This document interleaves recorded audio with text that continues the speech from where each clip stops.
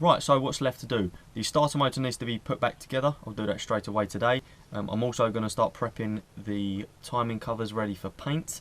The rocker cover is done, however there's a little bit more to do on that in regards to putting the baffles on, but I'll leave that for the weekend because I just want to be sure that the screws are not going to come loose and obviously fall into the head. So yeah, there's a starter. It's been sitting obviously for a couple of days. It's obviously got a nice few coats of paint on there. That's the starter assembly, so I've just got to bolt that onto here to remove all the masking tape and tuck that away, ready for install another time, or I might even install it today, who knows.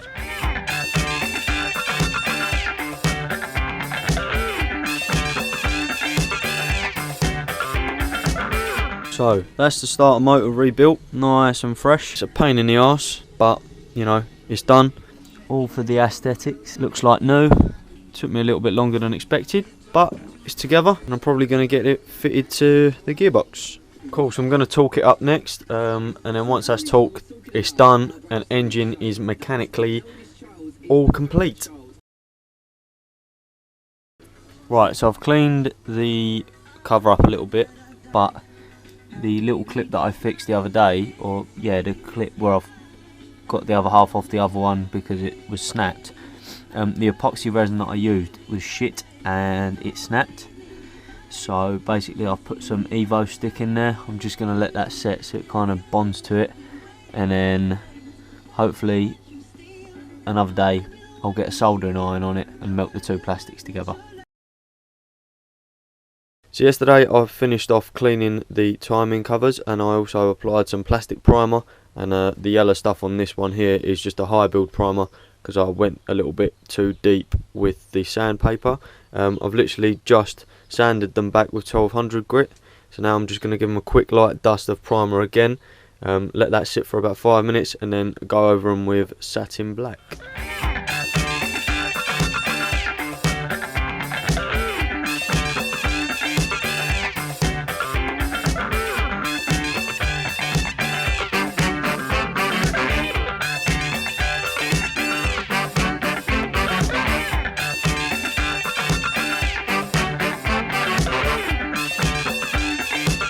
So I've now been given a few coats of black, and I'm just going to let them dry for a little bit, and then hopefully I can move them away and get cracking with some other bits and pieces.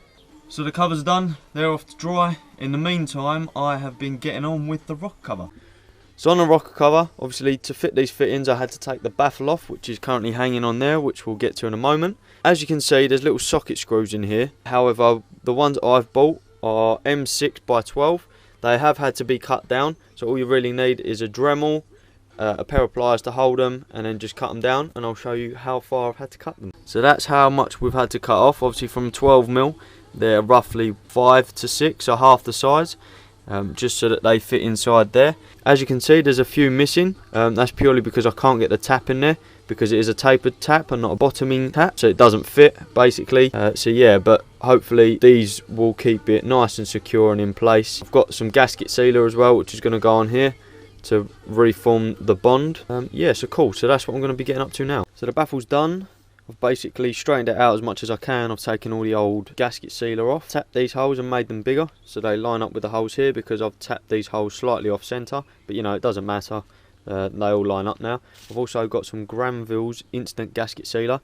You can pick this up from Halfords for around $4.50, and that's going to go around on here to give a nice seal. Once that goes on, I'll also put the baffle on and then drop some Loctite into the holes so that it threads properly. This is specifically thread locker, so yeah. So the gasket sealer's on. Next step is to Loctite all the holes, put the baffle back on, and then screw it in quickly just before it sets. Sorry I didn't film more, but I had to really act quickly as the gasket sealer is setting quite quick, as well as the thread lock. Yeah, so we've got all of the button screws in, so I'll just let this set and see what else I can get on with in the meantime. So I've decided to start tucking the engine bay. I'm trying to shield the camera from the wind, so I apologise if there's any wind noise in here. I've disconnected the headlight loom from the shock tower there and down there as well. I've already began pushing the wiring through the firewall. I'm doing a fuse box tuck as well, which is going to be inside the cabin. So where them wires are going in at the bottom there, or sorry, through the firewall even, them 3 plugs there are for the fuse box. I've already pushed the ones for the headlight loom through, just to see where they rat over. It is a pain in the arse. I've already injured myself and taken the top of my middle finger off. Yeah, so cool. Hopefully start looking better. Oh, I've also taken out the brake booster and the clutch master cylinder. They were a pain in the arse to remove because they're cotter pinned. A cotter pin is basically a split pin. I ended up making myself really ill from hanging upside down underneath the dash yesterday, hence why I didn't film anything, because I was extremely lightheaded. So there's the fuse box loom and there's the headlight loom. Obviously I'm doing a full kind of wire tuck in the bay. You can actually do it without having to remove this, which is the blower motor for the central heating in the car.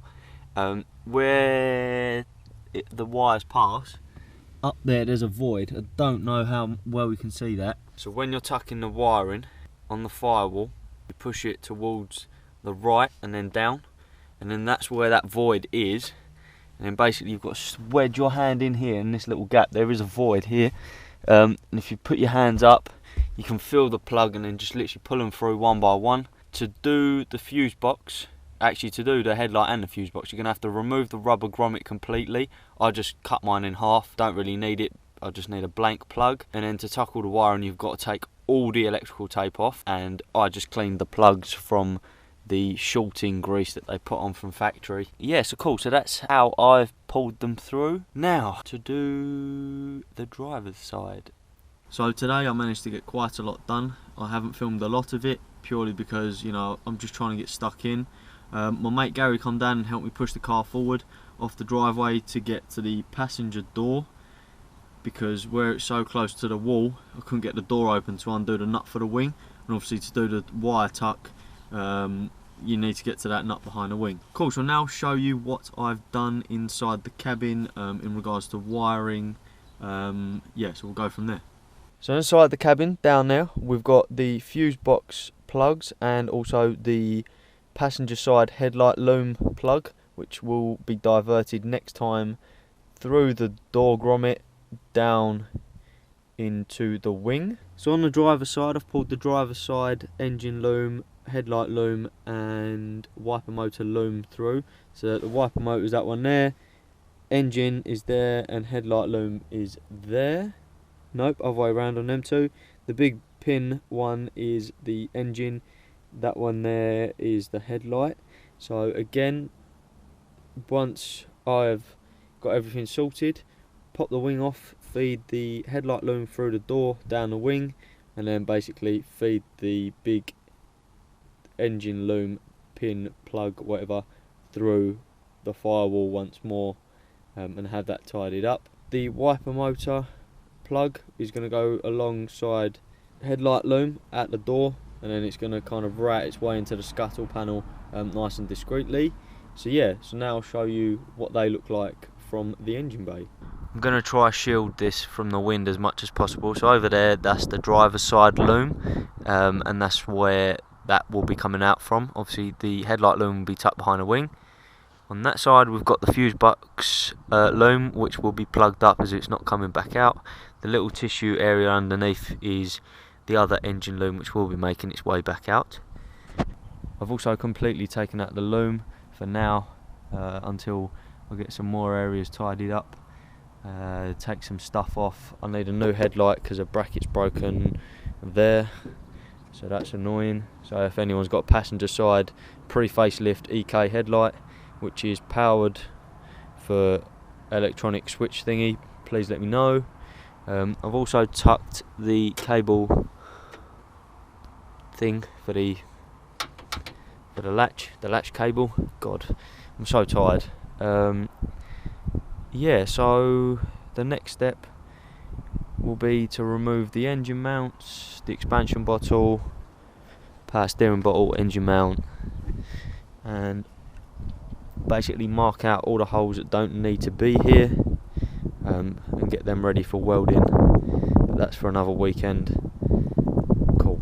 So yeah, been a progressive day. So that's going to be it for this weekend. As you can see down here, I've got loads of stuff to tidy up. So that will be it for this weekend. Thank you again for tuning in, everybody, and we shall see you next time.